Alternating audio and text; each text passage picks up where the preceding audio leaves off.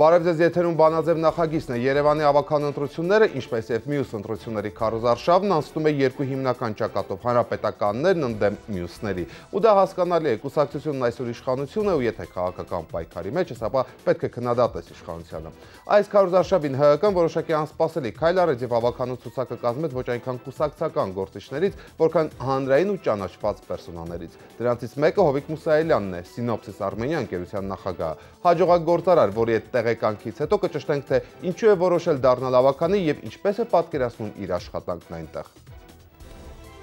Հանրապետականի ցուցակն անվանում են մտավորականների ցուցակ, սակայն արդյոք հենց այդ մարդիկ են անհրաժեշտ ավագանու համար եւ գլխավոր հարցը՝ կթողնեն իրենց գործը հանուն Երևանի։ Որն է ավագանու թեկնածուների կարծիքով Երևանի կենցաղային բազմաթիվ խնդիրների լուծման բանաձևը եւ որն է մայրաքաղաքի զարգացման հայեցակարգը։ Փոքր կենտրոնի կառուցապատումը, վերելակներն ու պատմական անհետացող շենքերը, աղտոտված օդն ու միշտ ներկա աղբը։ Երևանի կառավարման կառավարական բանաձև։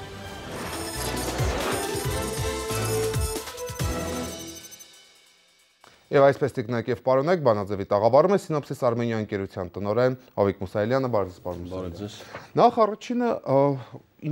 ինչու եք այս ցուցակում։ Ես հասկանում եմ, որ սա Շինդլերի ցուցակը չէ, իմաստով որ ինչու որոշեցիք այնուամենայնիվ ներգրավել քաղաքային իշխանության եւ Երևանի կառավարման գործին։ Ճիշտն ասած, առաջարկությունը եղավ քաղաքապետի կողմից, երկար զրույց ունեցանք եւ այն փաստարկները, որ ինքը բերեց ցուցակում ներգրավելու առումով, ինձ համար որոշակի առումով բավարար էր, սակայն ես որոշ հարցադրումներ նաեւ արեցի, որ երբևիցե իմ սկզբունքներին դեմ չեմ գնալու եւ եթե տեսնեմ ոչ օբյեկտիվ մոտեցումներ կամ որոշ թերացումներ, անպայման խոսելու եմ։ Նա ինձ պատասխանեց, որ հենց այդ ակնկալիքն էլ ունենք եւ դա էլ ազդեց իմ որոշման վրա եւ նաեւ այստեղ կարծում եմ, որ դեր է ունեցել նաեւ իմ մասնագիտությունը նաեւ, որտեղ ես մասնագիտությամբ ինժեներ-շինարար եմ եւ ճարտարապետաշինարական ֆակուլտետն եմ ավարտել, Մոսկվայում նույնիսկ պաշտպանել եմ դիսերտացիա շինարարական տեխնոլոգիաների ուղղությամբ, այսինքն քաղաքաշինական խնդիրները միշտ եղել է իմ ուշադրության կենտրոնում։ Ես ճիշտ եմ հասկանում, որ եթե հանրապետականը հաղթի եւ ներկայացված մեծամասնություն ունենա ավագանում, դուք հրաժարվելու եք Սինոպսիսից, թե դա նմանատիպ խնդիր չկա բացարձակ։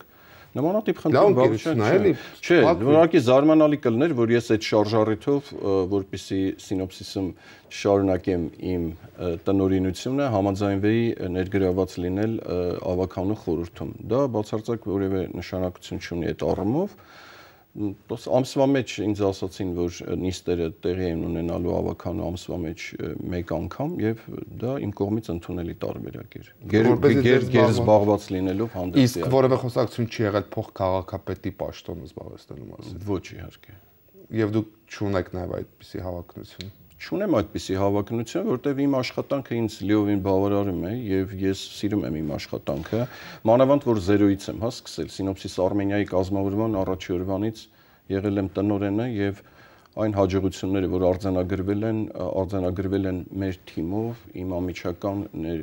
ներգրավվածությամբ։ Պարոն Մուսայելյան, դուք բավական հաջողակ եւ հայտնի գործարար եք Հայաստանում, հատկապես այն իմաստով, որ ձեզ միշտ օրինակ են բերում, դուք այսպես ասած Հայաստանի օրինակելի գործարարներից մեկն եք։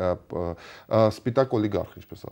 ընդունված է համարել։ Օլիգարխներին կներեք, օլիգարխները սովորաբար լինում են սեփականատերերը, ես սեփականատեր չեմ։ Ես գործադիր տնօրեն եմ եւ մեր օտարերկրյա ներդրողը ուղղակի պայմանագիր է կնքել իր գործառույթները։ Հասկանալի է, բայց այնուամենայնիվ օլիգարխ բառը իմ դեպքում կներեք։ Լավ, սպիտակ գործարար այդ դեպքում։ Այդպես է։ Դուք համաձայն եք այնուամենայնիվ դուք կառավարիչ եք կոնկրետ այս դեպքում։ Դուք համաձայն եք, որ Երևանի խնդիրների մեծ մասը գալիս է վատ կառավարումից։ Գիտեք, Երևանը ինքը ուղղակի այսպես մարդիկ չեն, փողոցներ չեն, շենքեր չեն։ Երևանը կենթանի օրգանիզմ է եւ այդ կենթանի օրգանիզմը բաղկացած է բավական բաղադրիչներից։ Առաջին հերթին ես դիտարկում եմ այս ընտրությունները որպես քաղաքային ընտրություններ, այլ ոչ թե քաղաքական, չնայած դրանք իրենց բնույթով քաղաքական են, բայց բովանդակությամբ քաղաքային, ուղղակի հետընտրական, նախագահական հետընտրական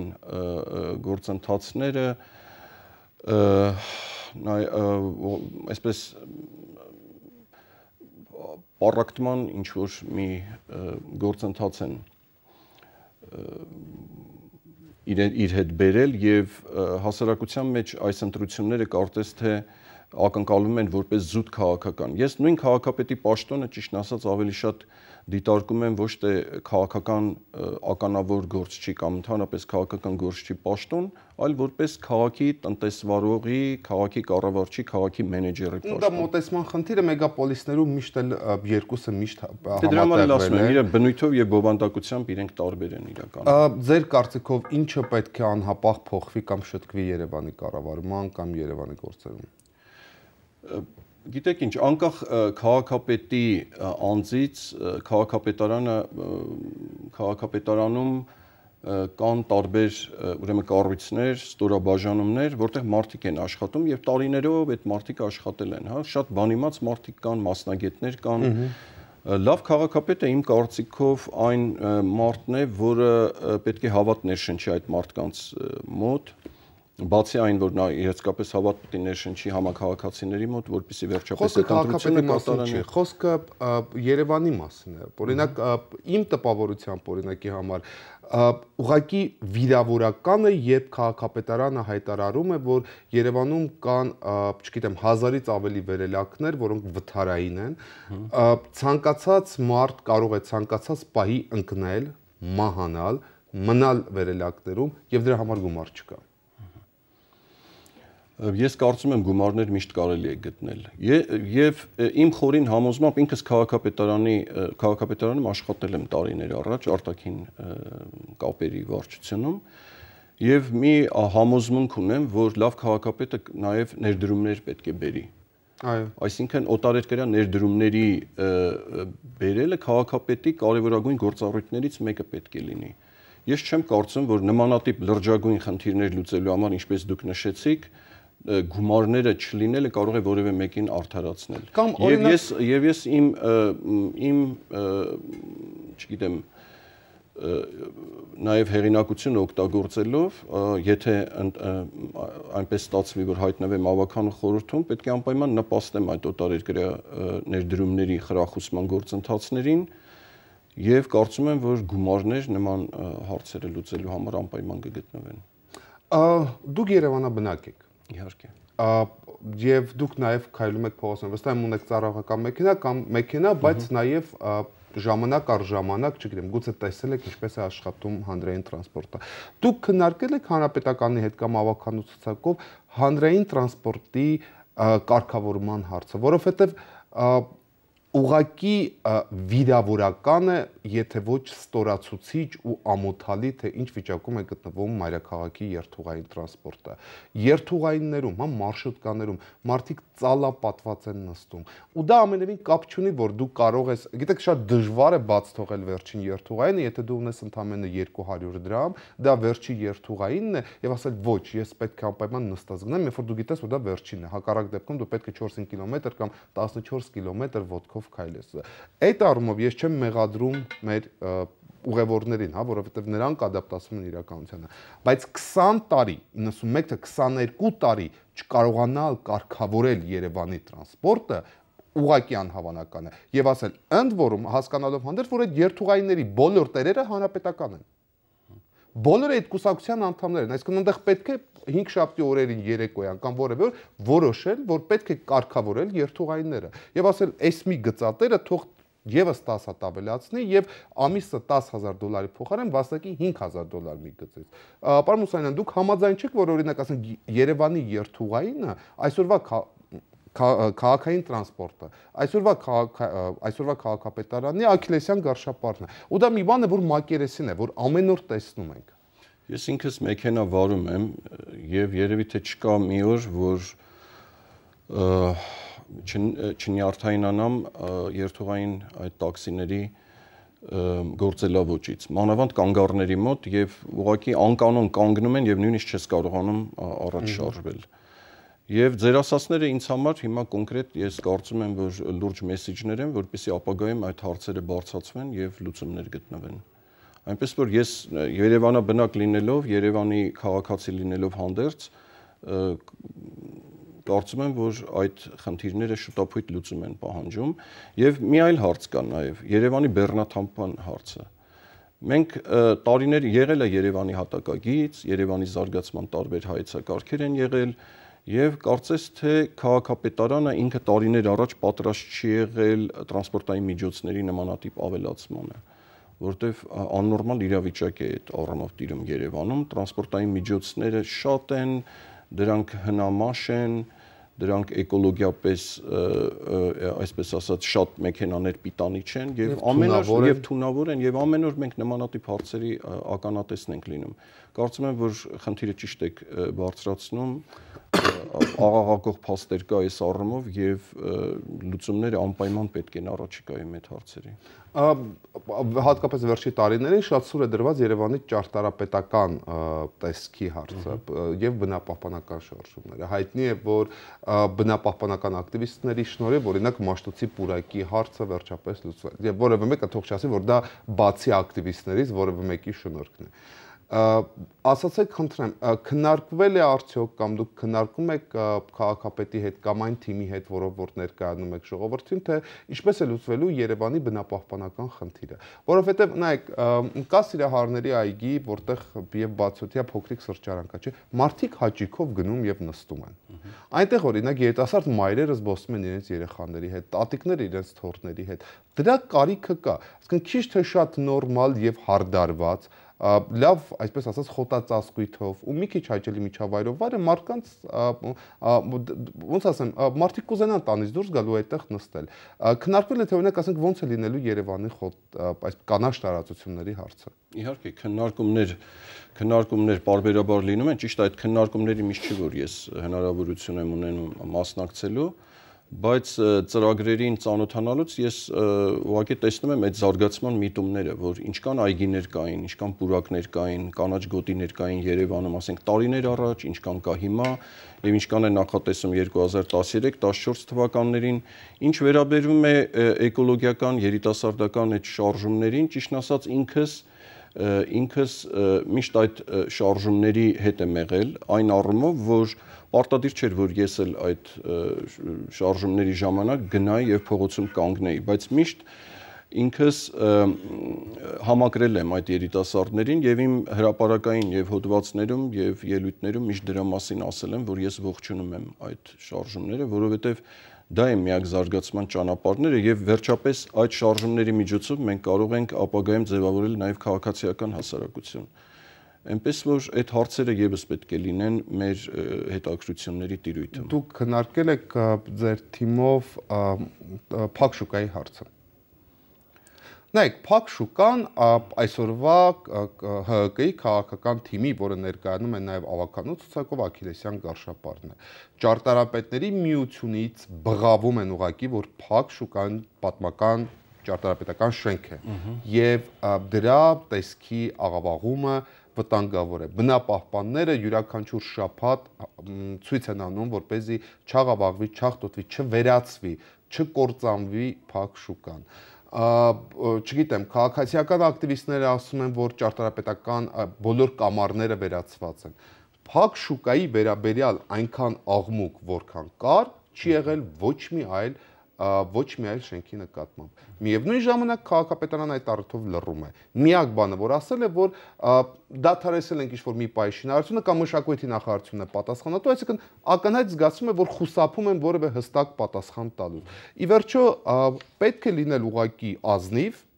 նայել քաղաքացու աչքերի մեջ եւ ամենակարևորը մինչեւ ընտրաշավի ավարտը ասել ինչ եք մտածում փակ շուկայի վերաբերյալ։ Դա հանրապետական կուսակցության պատասխանատվության հարցն է։ Հանրապետական կուսակցության անդամն է սեփականատերը, ներկայացուցիչն է սեփականատերը, մեկ այլ ներկայացուցիչ հավակնում է քաղաքապետի պաշտոնին եւ հանրապետականը ունի իր ցուցակը։ Փակ շուկան այսօր որևէ կերպ, որևէ տեղ չի խոսվում։ Եվ հստակ հոդաբաշխ որևէ միտք չկա, ի վերջո թե լավ, ինչ եք անում փակ շուկայի հետ։ Լիովին համամիտ եմ ձեզ հետ։ Ինքս ապրում եմ Փակ շուկային մոտ, երկար տարիներ ապրել եմ այդ տարածքում եւ այսպես միշտ ցավով եմ նայում, մանավանդ երբ գնում եմ մորս բնակարան, որ 13-րդ հարկից անմիջապես երևում է կտուր է, հա, Փակ շուկայի։ Հիմա այս պահին այնտեղից ես տեսնում եմ, որ կտուրի վերանորոգման աշխատանքներ են տարվում, սեյսմակայունության առումով եւ այլն եւ այլն։ Շենքը իսկապես մշակութային առումով քաղաքի կարևորագույն մշակութային քաղաքաշինական կառույցներից մեկն է։ Եվ ես միշտ մտածել եմ, որ այդ շենքին ձեռք տալը, քանդել ինչ որ այդ շենքի հանգույցները կապված է եղել շինարարական պահանջների սեյսմակայունության, շինարարական պահանջների կատարումից։ Երբ որ սկսվեցին խոսակցությունները, որ այնտեղ կամարներ են, ուրեմն խախտվում են այդ կամարներ, ես ինքս ըմբոստանում էի եւ այդ հարցերը կարծում եմ, որ պետք է անպայման նույնիսկ այս քարոզարշավի ընթացքում ես համամիտ եմ ձեզ հետ, որ նմանատիպ հարցադրումների հստակ պատասխանները պետք է լինեն։ Այսինքն պետք է դա չանցնի եւս 4 տարի եւ այդ մյուս ընտրություններից առաջ հարցնեն, ասեն թե Փակ շուկայի համար խոստումներ եք տալիս, չեք արել եւ այլն եւ այլն։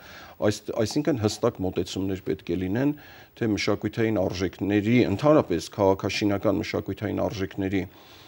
վերաբերյալ ինչ ծրագրեր կան,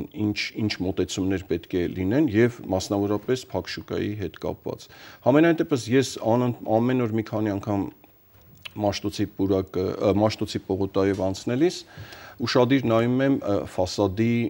տարբեր ուրեմն դիտարկումներ եմ անում, որ գոնե ֆասադային առումով որևէ փոփոխություն չլինի։ Այս պահի դրությամբ ճիշտ ասած, ճիշտ այնտեղ փակված մասեր կան, բայց գոնե այս պահի դրությամբ նմանատիպ ինֆորմացիա չունեմ, որ ֆասադի մասով ինչ որ փոփոխություններ են լինելու։ Պարոն Մուսայելյան, ես հիշում եմ, երբ որ ժամանակին խոսվում էր տարբեր քաղաքների զարգացման ծրագրերի մասին, օրինակ Ծաղկաձորի, Դիլիջանի կամ Գյումրի, մի առիթով ես նախագահային հարցրեցի, թե ինչի չկա Երևանին, ասաց, որովհետև Երևանը քանի որ մեգապոլիս է, դա քաղաքային իշխանությունը կարող է հոգալ, ներդրումներ բերել, գործարան, աշխատատեղեր բացել։ Ասացեք, խնդրեմ, ձեր պատկերացնում, ինչպիսի ներդրումներ կարելի է ակնկալել Երևանի համար, որովհետև թվում է, որ մայրաքաղաքն է, աշխատուժը շատ է, պահանջարկը շատ է, բայց հատկապես ինչ ներդրումների մասին է խոսքը։ Դուք գիտեք, որ կան միջազգային չափանիշներ քույր քաղաքների բարեկամական եւ տնտեսական համագործակցության։ Երևանը նույնպես այդպիսի համագործակցություններ ունի տարբեր քաղաքների հետ, համենայնդեպս ունեցել է, հա, պատմականորեն։ Ինքս էլ նմանատիպ մի համագործակցության ականատեսն եմ եղել անմիջականորեն 96 թվականին, երբ Երևանը եւ Ֆլորենցիան դառան քույր քաղաքներ։ Եվ այն ժամանակ մենք հանդիպել էինք իտալացի գործարարների հետ, որոնք ուզում էին աղբավերամշակման գործարան կառուցել Սովետաշենում։ Խոսքը գնում էր մոտ $1 միլիարդ ծրագրի մասին։ Եվ հետո այդ ծրագիրը չաշխատեց։ Այսինքն կարծում եմ, որ պետք է գտնել համագործակցության եզրեր, փորձել նաև մեր դեսպանատների միջոցով, հա, վերջապես դեսպանատներն էլ երևի պատասխանատու են քաղաքի զարգացման առումով, ինչպես ամբողջ երկրի կարևորագույն դիվանագիտական խնդիրները համագործակցության տիրույթում պահելու առումով տվյալ երկրներում եւ պետք է ակտիվորեն աշխատել դեսպանատների հետ, տնտեսական հարցերով կցորդների հետ, որպեսզի Երևանը նոր պարտներներ ունենա աշխարհի տարբեր երկրներում եւ համոզված եմ նմանատիպ գործելավոճով խելամիտ մոտեցումների դեպքում կարելի է ակնկալել ներդրումներ տարբեր քաղաքների տնտեսական գործարար շրջանակներ ներկայացնող մարդկանց կողմից։ Բարի, պարոն Մուսայելյան, հիմա մենք ընդմիջվում ենք գովազդով, որից հետո արդեն մեր նոր էջն է, որի մասին կբացատրեմ գովազդի ընթացքում։ Գովազդ արմիսը եթերում, որից հետո մենք պարոն Մուսայելյանը կպատասխանի Բանաձև Բլիցի հարցերին։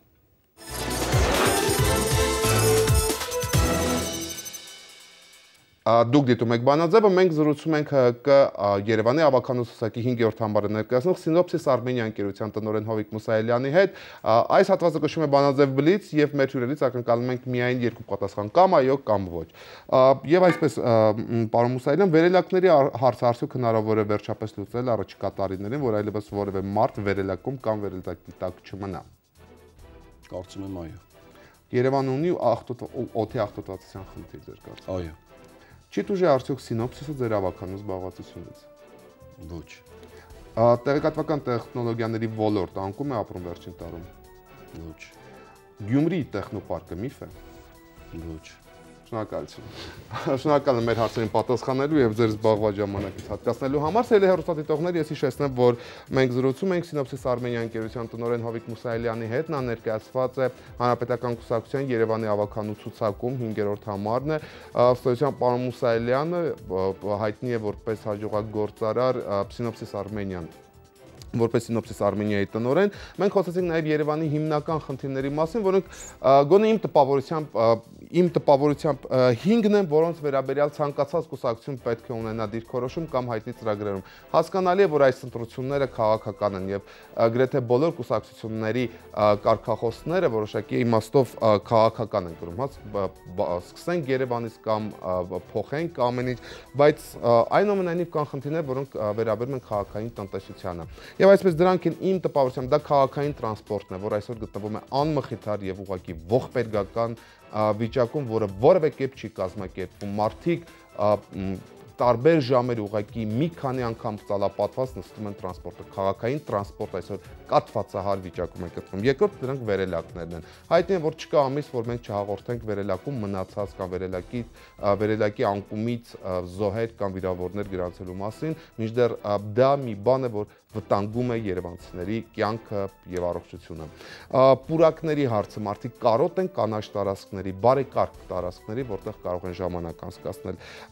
Իհարկե դա ներդրումներն են, պարոն Մուսայելյանի հետ մենք խոսեցինք, որ հնարավոր է քաղաքային իշխանությունը պարտավոր է զբաղվել նաեւ նոր ներդրումներ ներգրավվելով, որոնք անմիջապես կապված լինեն օրինակ Երևանի տնտեսությունը կառավարելու հետ, ինչպես օրինակ աղբավերամշակման գործարանը, որի մասին անընդհատ խոսում է եւ եթե չեմ սխալվում, հիմա էլ կա արդեն պայմանավորվածություն, Տարոն Մարգարյանն էր խոսել այդ մասին իր հանդիպումներից մեկի ժամանակ, առիթի դեպքում նաև նրանից կհարցնենք եւ ամենակարևորը այս քաղաքական սեզոնի համար եւ նաեւ հատկապես հանրապետականի համար դա փակ շուկայի խնդիրն է։ Վերջին ինչ է կատարվում այնտեղ, ինչպիսի ճարտարապետական տեսք է ունենալու շուկան, արդյոք չի խաթարվում նրա պատմական ճարտարապետական տեսքը եւ արդյոք հնարավոր է այն փրկել կամ արդյոք վտանգված է որ փրկենք։ Ահա այս հարցերի պատասխանները առաջիկա մի քանի շաբաթների ընթացքում ակնկալում ենք ոչ միայն հանրապետականից, այլև մյուս բոլոր կուսակցություններից։ Սա համառոտ, եթե բացայք թողել մեր զրույցը, դուք դիտում եք Արմյուզի բանաձևը, շնորհակալություն ուշադրության համար եւ ցտեսություն։